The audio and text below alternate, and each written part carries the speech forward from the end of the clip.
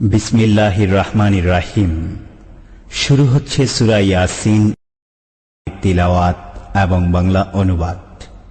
তিলাওয়াতে কণ্ঠ পাকিস্তানের বিখ্যাত কারি সাকির কাসমি। বাংলা অনুবাদে কণ্ঠ শহীদুল ইসলাম টিটু।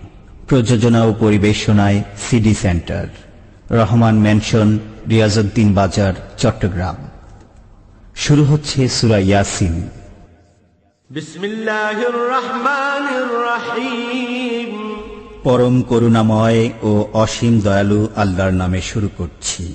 ইয়াসিন ওয়াল কুরআনিল হাকীম।